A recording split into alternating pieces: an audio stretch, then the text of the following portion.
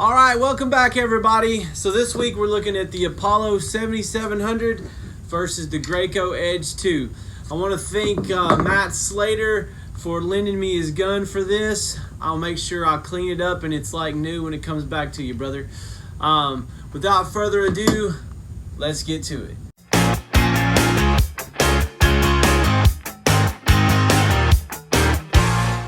Alright, so before we start this video, I want to make a couple caveats.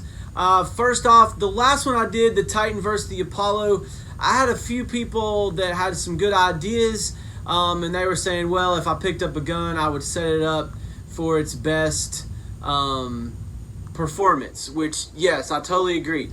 But just bear with me. The point of the video is to see if any of these guns set up at a wide open setting or whatever is going to make any difference in terms of atomization. Now, some guys think if you pull the fluid needle in, it will atomize it finer.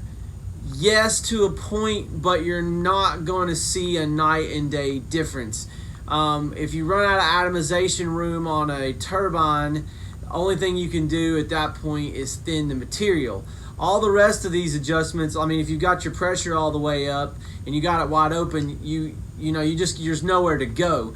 You can reduce the fluid slightly and it will give you a slightly finer pattern, but again, it's not going to be substantial. You're going to be going to your coating at that point and doing it. So I want to just let these guns do what they do and just kind of make a judgment based on that. Now, obviously, with any of these guns, you could take them and thin the material and do however you want and spray how you want and set it up how you want and make them work.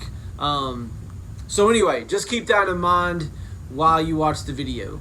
All right, let's get into it. Here's how this test is going to be set up. Exactly the same way we did the Titan Apollo gun. This time we're doing the Apollo Graco Edge 2 gun. All right. And what we're shooting is the CIC Centurion 2K polyurethane, and this is unthinned, okay? Now, last time I thinned it about 2%, but I thought, let's take it up a notch and let's see what these guns can do with it unthinned. Preferably, you should thin this material about 5%, and this is the pigmented, which usually is harder to atomize than a clear. So what we're going to do is I've got both guns. I have the Graco set wide open and the Apollo set wide open. So what I did was I twisted the needle all the way out and then twisted it in until it just bumped the trigger.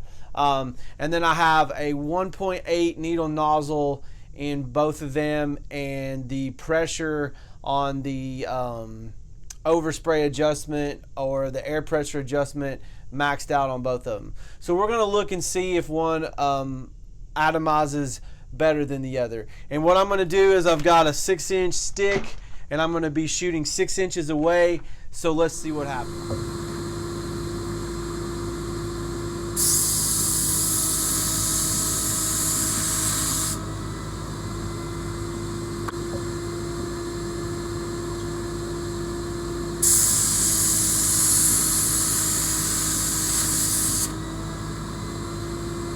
Alright, one thing I forgot to mention, and then we're going to zoom in here and I'm going to show you some interesting things, is that I'm shooting it out of the Titan 115 on the high pressure setting for both of these so that we've got an equal equivalent of air pressure.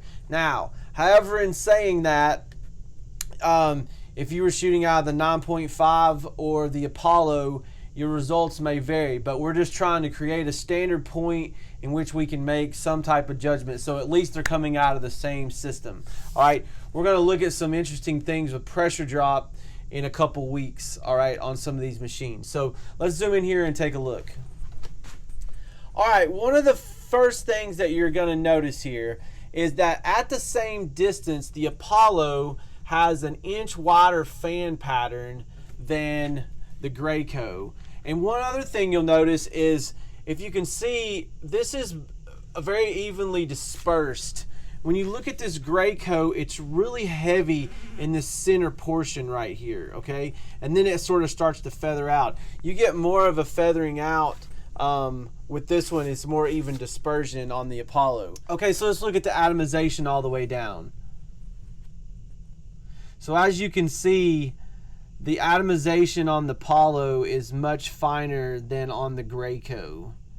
All right, now in terms of overspray, the Graco is similar to the Apollo, but it's still better than the Titan. So anyway, let me give you my final thoughts on this, and we'll wrap it up. All right, so what's my final thoughts? Well, I think the Apollo atomizer wins again on atomization, and just the dispersion of it is better.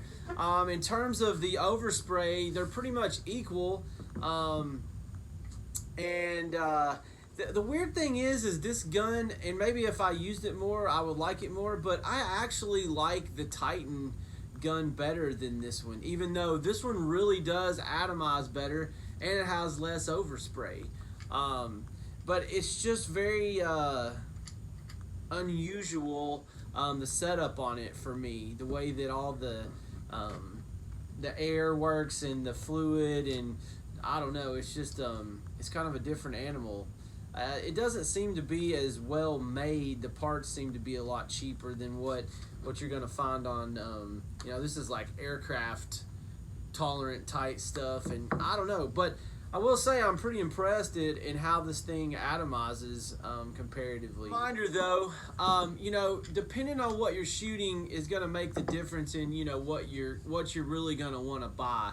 If you're planning on shooting these high viscosity water-based products out of a turbine, I highly recommend the Apollo, and I'm actually probably gonna get another one of these, and I may sell off one of my Titan guns, because I sometimes run into issues even with solvent-based material that I shoot with pigmented stuff. I need a little bit finer atomization, and this has really kind of opened my eyes to what's going on. I really was under the impression that pretty much all these guns were pretty much the same. However, I was shooting mostly American coatings that were really formulated to be atomized very finely, very efficiently, and it's very different with these high solid water-based products. So if you're going to be shooting Renner products, go with the Apollo. If you're going to be shooting Malaysia products, go with the Apollo. If you're going to be shooting American coatings or like pre-cat lacquers, now tinted pre-cat lacquers, sometimes you need a little bit extra oomph on those to get those to atomize. This one wouldn't be a bad choice, but again, I think I would go with the Apollo. Kind of the whole buy once, cry once. I'm not going to sell all my guns yet, but I am really heavily leaning towards getting another couple of these Apollo guns to have for certain situations. So anyway, I hope you liked the video. Make sure you like and subscribe. You can catch me at Eric Reason on Facebook and Instagram. Remember, test, don't guess. We'll catch you next week.